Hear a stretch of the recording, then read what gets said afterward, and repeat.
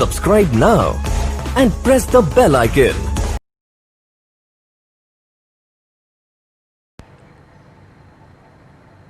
अस्सलामुअलैकुम स्टूडेंट्स, आज हमने पार्ट 2 पढ़ना है यूनिट नंबर 5 ग्रेविटेशन का। इसमें भी आपको इम्पोर्टेंट लॉन्ग क्वेश्चंस के बारे में बताया जाएगा और शॉर्ट के बारे में। उम्मीद है आप लोग को समझ आएगा। कोई भी आप लोग का कोई भी सवाल हो, कुछ भी आप लोग को जहन में आ रहा हो, आप कमेंट करके इसमें पूछ सकते हैं। चलिए स्टार्ट करते हैं अपना चैप्टर नंबर 5।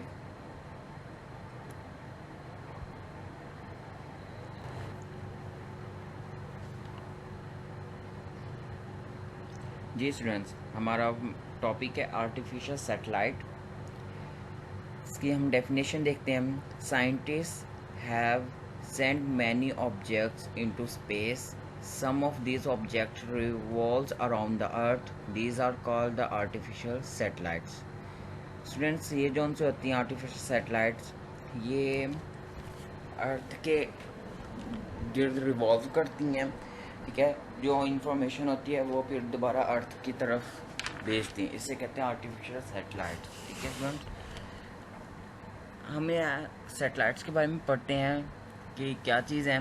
इसके बारे में आगे सारी डिटेल पढ़ेंगे हम लोग। ये लॉन्ग क्वेश्चन आता है पेपर में, तो इसकी आपकी डेफिनेशन राइट करनी होती है। अगर इसका इंट्रोडक्शन कहें तो थोड़ा सा वो भी राइट कर देना है और इसकी एक्सप्लेनेशन राइट करनी है। ठीक है स्टूडेंट, और आपको अगर हो सके तो ये डायग्राम है, तो आप बस हल्का सा सर्कल बना के और आप हल्का हल्का खुद ही आप अंदाजे से ही आप लोगों ने इसको बना लेना है। ठीक है, ओवल में ये जो सैटेलाइट होती है ये उसके ऑर्बिट में ही मूव करती है। जिस तरह सन के गिर्द हमारे जो से प्लैनेट्स हैं वो राउंड करते हैं, इसी तरह ही जो से हमारी अर्थ है इसके गिर्द हमारे सैटेलाइट्स वगैरह, मून और ये सब कुछ रिवॉल्व करते हैं। ठीक है स्टूडेंट्स, हम पढ़ते हैं सैटेलाइट के बारे में। ठीक है, ये जो सा अब आपको मैं बता रहा हूँ ये आप लोगों का MCQs में भी आ जाता है। ठीक है, उन्होंने बताया कि जौन सी सैटेलाइट की हाइट है ना वो 42,300 किलोमीटर होती है from the surface of the earth. ठीक है, जो इसकी हाइट है ना ज़मीन की सतह से लेकर जहाँ पे ये प्लेस होती है उस जगह पर 42,300, मतलब कि इतनी फासले पर ये रह सकती है। अगर इससे थोड़ा सा कम फासला होगा तो ये वहाँ पे स्टेबल नहीं करेगी, ये गायब हो जाएगी।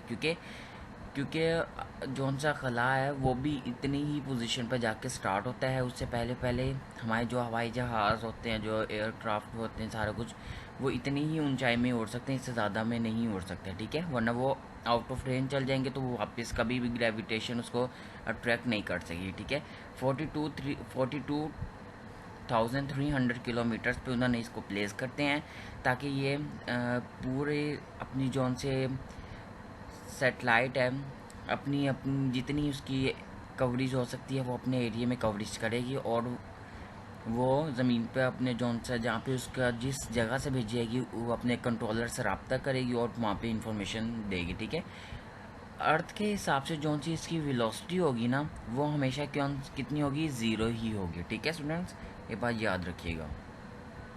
चलिए नेक्स्ट देखते हैं।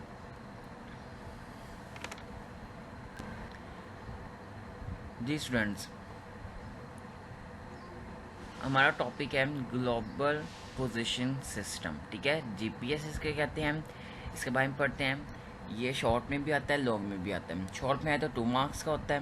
ठीक है, और अगर लॉन्ग में आए तो 3 मार्क्स का ये देंगे। और इसके बारे में हम पढ़ते हैं। अगर और डिटेल चाहिए वो भी मैं आप लोग को दे दूँगा जल्द ही।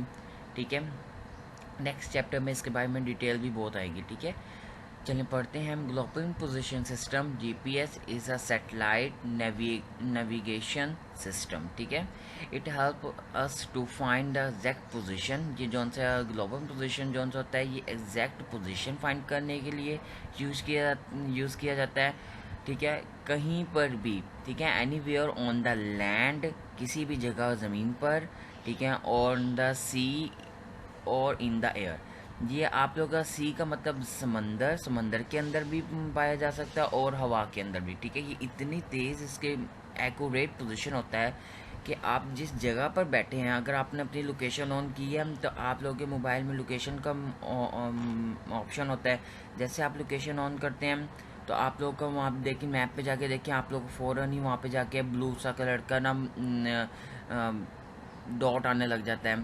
ठीक है, जैसे इतना सा एरिया, उसके अंदर ये एक पॉइंट लगा दिया, उस पॉइंट के अंदर ही ये एक पॉइंट लगा दिया, इस पॉइंट के अंदर, इस एरिया के अंदर अंदर ही आप मौजूद होंगे। ठीक है, ये इतना बता देते। ठीक है, अगर जैसे हवा में कहीं कोई जहाज़ जा रहा है तो वो आप लोग को बताएगा ये जहाज़ कौन सी एरिया में फ्लाई कर रहा है। ठीक है, ये सारा कुछ ये ज़्यादातर एयरपोर्ट में भी यूज़ हो सकता है। ठीक है, जो उनका जीपीएस है ना, ये 24 सैटेलाइट्स पे मुश्तमिल होता है।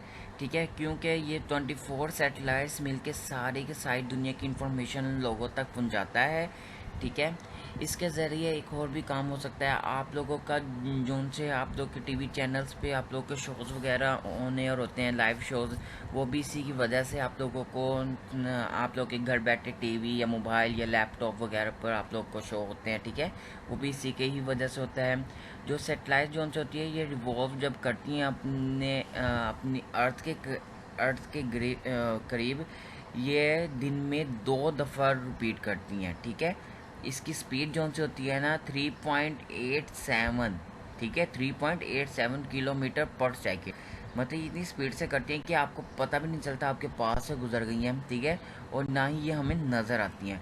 ये एक दिन के अंदर 2 दफ़ा पूरे अर्थ को रिवॉल्व कर सकती हैं, 24 की 24। ठीक है, ये घूमती रहेंगी और इन्फॉर्मेशन कलेक्ट करती रहेंगी। ठीक है स्टूडेंट्स,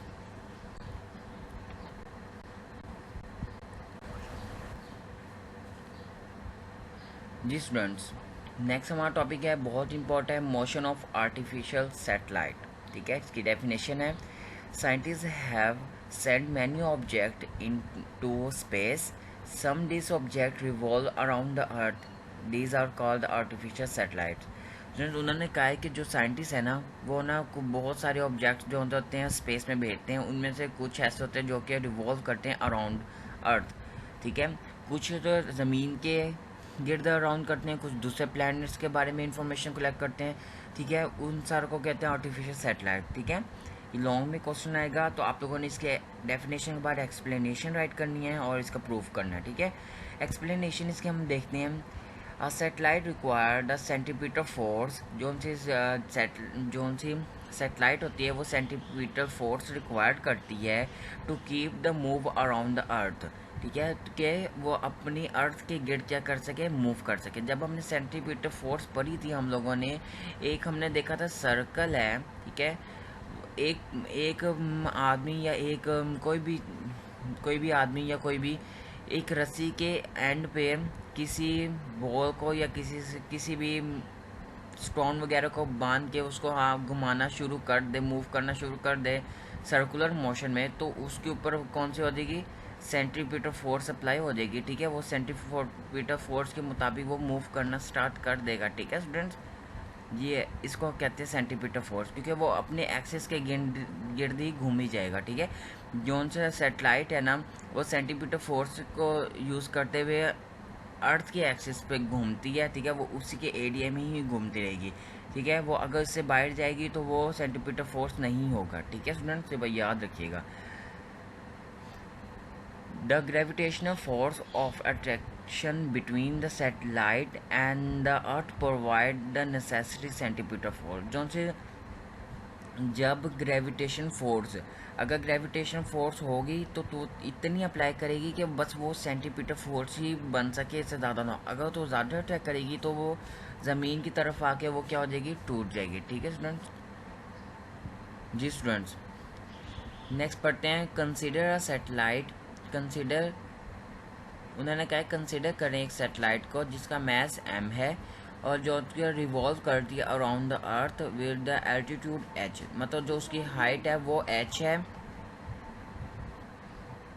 जी स्टूडेंट्स, जो उनसे ऑर्बिट में वो मूव करते हैं उस ऑर्बिट को हमने r0 कहते हैं। ठीक है, r0 से इसको रिप्रेजेंट किया गया है, जिसका रेडियस r0 है। ठीक है, और जौन से और जिस ऑर्बिट में वो मूव करते हैं उसकी वेलोसिटी वी नॉट शो की गई है, ठीक है। उसको हमने एक्सप्लेनेशन जो करनी है इसलिए हमने उसको वी नॉट कह दिया, ठीक है।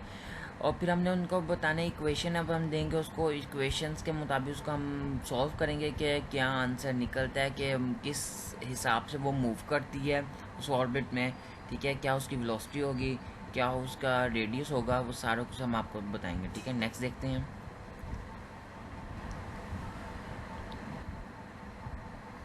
जी स्टूडेंट्स, जैसे कि हम लोग जानते हैं कि सेंटीमीटर फोर्स का formula F C is equal to M V not square over R not square होता है, ठीक है। हम लोगों ने सेंटीमीटर फोर्स यूज़ किया है क्योंकि वो सेंटीमीटर फोर्स के मुताबिक ही अपने अर्थ के गिर्द मूव करेगी, ठीक है। हम लोगों ने उसको यूज़ करना है। तो हम लोग एक बात तो और जान लें कि जो हमारे पास फोर्स होती है वो फोर्स हमारी हमेशा किसके बराबर होती है, हमारे उस ऑब्जेक्ट के वेट के बराबर होती है, ठीक है। और जो वेट होता है वो किसके बराबर होता है, वो वेट हमारे पास बराबर होता है एम जी के बराबर होता है, ठीक है स्टूडेंट्स। अब उन्होंने इसमें थोड़ी सी चेंजिंग किया है। जो उनसे फोर्स है सेंटीमीटर फोर्स, उसको हमने एफ सी का नाम दिया और जो उसका वेट होता है वो हमारे पास डब्ल्यू बार के बराबर कर दिया। और एम मैस सबका सेम ही होता है इन चीज़ों का, ठीक है। कैसे उस सेम, मैंने इसलिए सेम कहा है क्योंकि उस हमने सेटेलाइट के बारे में बात कर रहे हैं, ठीक है। वरना हर ऑब्जेक्ट का अपना अपना एक मैस होता है, वो डिफरेंट ही होता है, ठीक है। क्योंकि यहाँ पे हम कांस्टेंट यूज़ कर रहे हैं क्योंकि एक ही चीज़ हमारे पास मूव कर रही है। बात उन्हें 24 सैटेलाइट्स के बारे में की थी, लेकिन हर सैटेलाइट अलग वर्क करती है।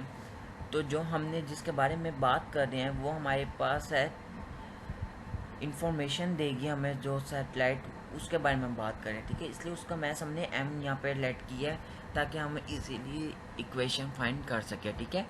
और जो जी है ग्रेविटेशन है उसको हम जी एच के नाम से हमने उसको शो कर दिया, ठीक है, उसकी हाइट के मुताबिक ऑर्बिट से लेकर अर्थ तक की हाइट, ठीक है। देखिए एफ सी इज इक्वल होता है वी डब्ल्यू वार के इज इक्वल होता है एम जी एच के। ये इक्वेशन अब हमारी कुछ ये वैल्यू हम लोगों ने 5.9 की वैल्यू हमने एफ सी की जगह पे पुट कर देनी है। सो हमारी इक्वेशन आ जाएगी M G H is equal to M V not square over R not, ठीक है स्टूडेंट्स। हमारे पास ये इक्वेशन आ गई। अब हम लोगों ने स्क्वायर ख़त्म करना है तो हम दोनों तरफ क्या ले लेंगे, स्क्वायर ले लेंगे, स्क्वायर रूट, ठीक है। जब हम स्क्वायर रूट लेंगे तो हमारा यहाँ से स्क्वायर रूट ख़त्म हो जाएगा, ये इस अंडर रूट से ये कट स्क्वायर ये अंडर रूट कट जाएगा तो वी नॉट आ जाएगा हमारे पास। और इसके ऊपर हमारे क्या बन जाएगा, स्क्वायर अंडर रूट आ जाएगा, ठीक है। क्योंकि इसके ऊपर कोई स्क्वायर नहीं था तो ये हमारे पास अंडर रूट का अंडर रूट आ जाएगा, ठीक है स्टूडेंट्स। अब जैसे कि आप लोग जानते हैं उन्होंने कहा है एज यू नो कि आर नॉट किसके बराबर होता है, आर नॉट, ठीक है, रेडियस ऑफ अर्थ किसके बराबर होता है। उन्होंने कहा है कि जौन सा रेडियस आर, आर जो कैपिटल आर यूज़ किए यहाँ पे रेडियस ऑफ अर्थ है प्लस वो हाइट है जौन सी उस सैटेलाइट की और उस सरफेस फ्रॉम द अर्थ तक की है, ठीक है। मतलब कि जो सरफेस ज़मीन का है वहाँ से लेकर उस जगह तक जहाँ पे वो सैटेलाइट मौजूद है उतना जो एरिया कवर हुआ है, ठीक है, उसको उन्होंने एच से शो किया था, ठीक है स्टूडेंट। हमने इस इक्वेशन को यूज़ करके आगे हमने इसकी वैल्यू फाइंड करनी है। अब आप ये देखें आर नॉट की वैल्यू पुट करेंगे अबव इक्वेशन में, ठीक है। तो हमारी इक्वेशन आ जाएगी V not is equal to under root G H into, यहाँ पे ये मल्टीप्लाई हो रहा है, ठीक है स्टूडेंट, आर एच। हमारी इक्वेशन जो आ जाएगी उसको आप लोगों ने याद रखना है, ये इक्वेशन को ये आगे यूज़ होगी हमारी इक्वेशन। नेक्स्ट देखते हैं हम।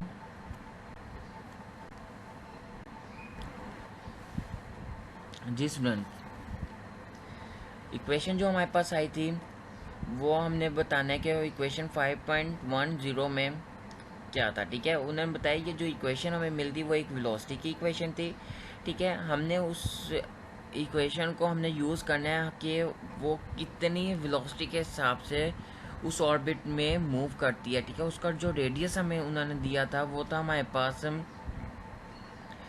Are not is equal to R plus H around the earth, earth के अराउंड राउंड, ठीक है। उन्होंने ये भी बात बता दी जोन सा आर है रेडियस ऑफ अर्थ, वो हमेशा बड़ा होता है वो हाइट ऑफ सैटेलाइट के, मतलब एल्टीट्यूड कह दें उसे या उसको हाइट कह दें, वो हमेशा क्या होगा, बड़ा होगा। तो हमने इन दोनों को कंपेयर करके हमने इसको किससे शो कर दिया, आर से शो कर दिया, ठीक है। और जो जी एच है, जो उसके हमारे पास ग्रेविटेशन हाइट शो की थी हम लोगों ने, सैटेलाइट जो उसके ऊपर ग्रेविटेशन फोर्स लग रही थी उसको हमने सिर्फ जी से शो कर दिया। तो हमारी इक्वेशन आ जाएगी V not is equal to √g/r, ठीक है स्टूडेंट्स। ये इक्वेशन आप लोगों का पेपर में एमसीक्यूज में भी आ सकती है, हम लोगों ने ये इक्वेशन फाइंड करनी थी। आगे उन्होंने बताया है कि ये इतनी वेलोसिटी की ज़रूरत होती है उसको अपने ऑर्बिट में मूव करने के लिए, ठीक है। हम जानते हैं कि रेडियस ऑफ अर्थ कितना होगा और जी कितना होगा, ठीक है। बास का आता पेपर में वो रेडियस अगर चेंज करके दे भी देते हैं तो आप लोग को कोई इक्वेशन आती है तो आप खुद भी फाइंड कर सकते हैं, ठीक है students. Satellite revolving around very close to the Earth has speed of velocity nearly 8 kilometre पर सेकेंड, ठीक है। वो जो उन्होंने कहा है कि 8 किलोमीटर पर सेकेंड के हिसाब से वो उसकी वेलोसिटी होती है कि वो इतनी कम वेलोसिटी के हिसाब से मूव कर रहा होता है कि हमारे हिसाब से तो वो हिल भी नहीं रहा अपनी जगह से, लेकिन वो मूव कर रहा होता है, ठीक है। इसलिए वो इन्फॉर्मेशन कलेक्ट करता जाता है हर जगह से। और 29,000 किलोमीटर पर आवर मतलब 1 घंटे में वो 29 किलोमीटर तक वो अपनी स्पीड से मूव करता रहता है, ठीक है स्टूडेंट्स। उम्मीद है आप लोगों को समझ आया होगा। नेक्स्ट देखते हैं हम। जी स्टूडेंट्स, आप लोग जानते हैं कि जो मून है वो भी हमारे अर्थ के गिर्द ही रिवॉल्व करता है। वो अपना एक फुल चक्कर 27.3 डेज में कंप्लीट करता है, ठीक है स्टूडेंट्स। जो हमारी अर्थ है वो सन के गिर्द हमारा 365 डेज में कंप्लीट करते हैं, ठीक है, जिसे हम पूरा एक साल कहते हैं, ठीक है। मून जो है सिर्फ 1 महीने के अंदर, तकरीबन 1 महीने का, पूरा 1 महीना भी नहीं होता, अभी 3 डेज बाकी रह जाते हैं कि वो कंप्लीट कर लेता है, ठीक है स्टूडेंट्स। अब हम इसके मून के बारे में पढ़ते हैं। Moon is nearly 3,80,000 kilometre away from the earth. It completes its one revolution around the earth in 27.3 days. उन्होंने कहा है कि जो सा मून है ना वो 3,80,000 किलोमीटर के फासले से है फ्रॉम द अर्थ, ठीक है। अर्थ से 3,80,000 के फासले पर है और वो अपना एक कंप्लीट चक्कर 27.3 दिनों में कंप्लीट करता है, ठीक है। मतलब कि उसकी वेलोसिटी भी ज़्यादा होगी, वो अपनी स्पीड भी ज़्यादा रखता होगा और फिर जल्दी से चक्कर कंप्लीट कर लेते हैं, ठीक है स्टूडेंट्स। ये थे आज का हमारा टॉपिक। उम्मीद है आप लोग को समझ भी आया होगा। और कुछ भी पूछना है आप लोग कमेंट करें, लाइक करें वीडियो को और पूछ सकें। Thank you.